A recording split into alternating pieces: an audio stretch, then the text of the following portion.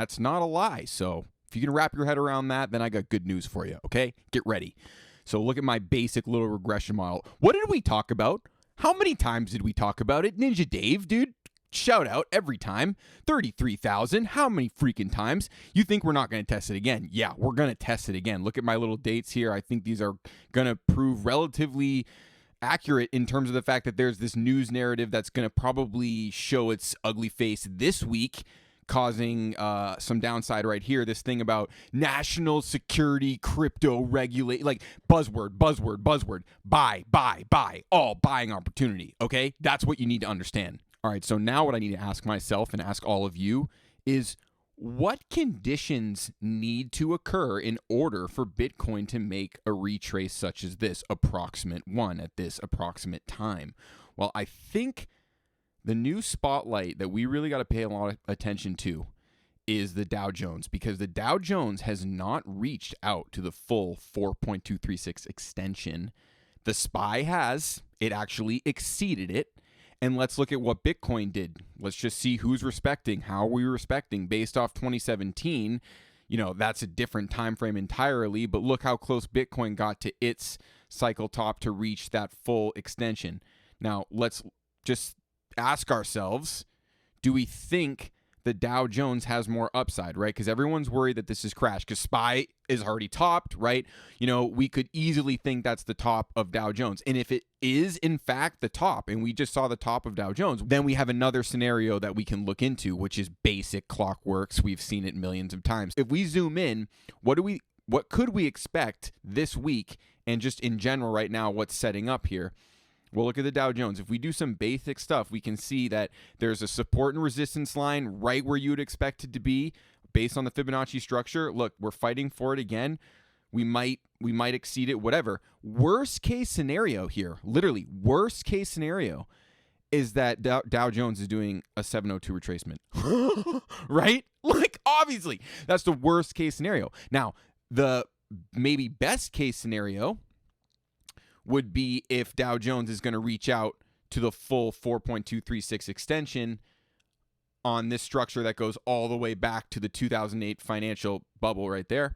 Like, do we think it could do that? S&P has done that based on 2008. Those are my two realistic options for you. You got this little fractal where you go 702. That's pretty much, honestly, you could almost say that's a guaranteed situation. You got guaranteed upside in the stock market off of this little consolidation here. Now, is that upside going to take us to the extension? There's gravity up here. It's already happened. The prophecy has been fulfilled. These structures are maps to self-fulfilling prophecies, and we need to understand that Dow Jones and the stock market in general needs to have some upside in order for us to expect Bitcoin to do this retrace that we're talking about, right? So I'm trying to ask myself, does the Dow Jones have more upside? Does the S&P have more upside? And the answer is they both have retracements because we're in the toilet right now. So we're going to get a bad crypto narrative, and it's going to correlate to selling in the stock market too. These guys play off each other, obviously. Bottom line of what I'm saying is, like, you're going to have another opportunity to load up down here, right? That's all I'm saying. That's all I'm saying. Look at this. So I don't think, whatever happens up here is like, don't FOMO to anything. Be a little patient here. See if we get a little bit more sell pressure. Let's see if we get the Ninja Dave prophecy of 33 every time, All right, so how does this translate to altcoins? Well, the perfect story of all time is NuCypher, right? Because look at this.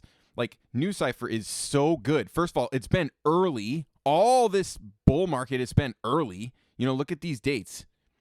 It's been ahead. Look at this one. October 16th, Bitcoin topped November 10th. So think about that. Don't you think NuCypher is due?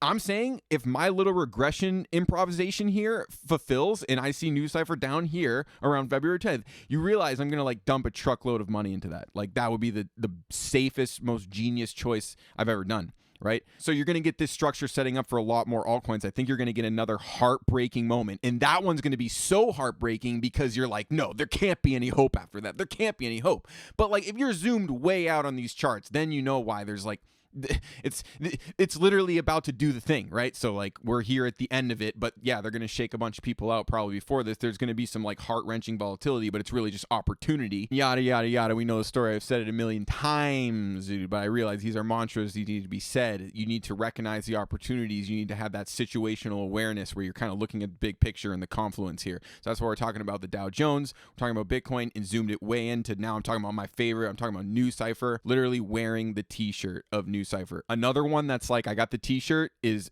banned, dude. Banned. Oh my.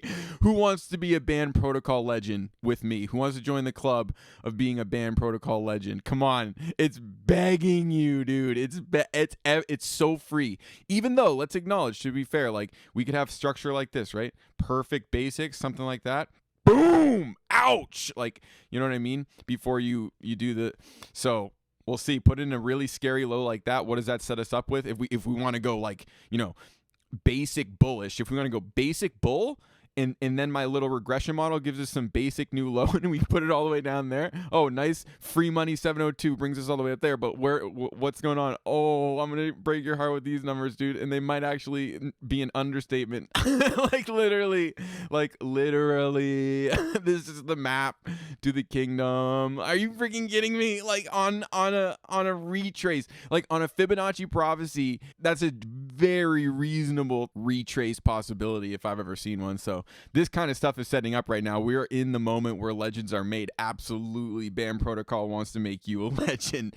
So I hope you literally see, like we're right here. We're right here. It's the best time. It's the best time. Get loading up. Get loading up. You're loading up now. You're smart. You've been smart loading up all the way down, but now your odds are getting better. You're getting larger Fibonacci expansion and you're getting cheaper prices. Do you understand what I mean by kindergarten logic when I say that, like, oh, the lower it goes, the higher the Fibonacci's go up here, right? That makes sense.